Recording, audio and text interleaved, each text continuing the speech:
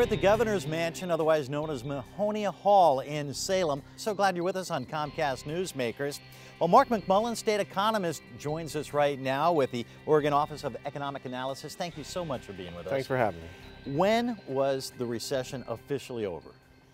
Well, the recession ended, according to those who date these things in the Northeast, around 2009. This was at the same time here in Oregon we saw the number of jobs bottom out in the state. So we're talking about a double-digit jobless rate, around 12%, if I remember? Correct. Where are we right now? We're still north of 8%, a little bit higher than the U.S. average.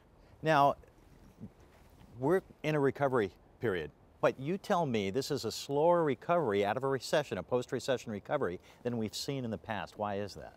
A lot of it has to do with consumer spending. Consumers took a tremendous amount of damage from the recession and as a result need to save more and pay off debt. The housing boom and the stock market boom before it fooled a lot of consumers into thinking they were wealthier than they actually were. And as a result, they now need to save more and pay down debt and are spending less, and so the overall economy is growing slower. Do we have a projection how long this recovery will last? Our office's most current projections suggest that we'll get back to the same number of jobs we had before the recession in early 2015. What indicators are telling you that we're slowly coming out of the recession, and what indicators are also telling you, look, these have to improve before we can say we're officially out of the recession?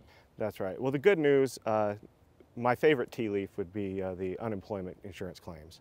Fewer people are showing up in the unemployment line for work, and that's a good thing. Another positive indicator recently have been housing permits, and more broadly some signs of life in the Oregon housing market, which has also been long awaited for. In terms of the downside, we're seeing a slowdown in exports and manufacturing, particularly exports to our major Asian trading partners, which is a great concern. Now, when you mention exports and trading partners, globally, do we rely on that economy overseas more so than other states? Absolutely, particularly our Asian trading partners. Oregon does a tremendous amount of trade, its technology firms in particular, with Asia. And as a result, the slowdown there is weighing on us. Now, metropolitan areas are showing a quicker growth than, say, the rural areas. Why is that? Absolutely in Oregon. A lot of it has to do with the mix of industries in these areas. In a metropolitan area, we have a real diverse economy with all of many industries and many different types of occupations. You have advertising executives and ballet dancers and the like.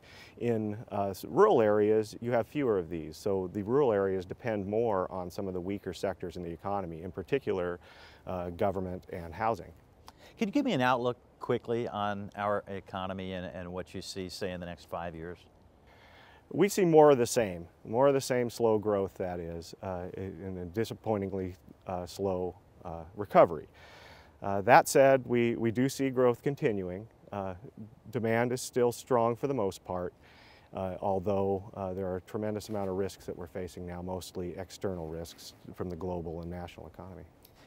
One of the last states into the recession, one of the last out, that's what I hear. Is that a true statement?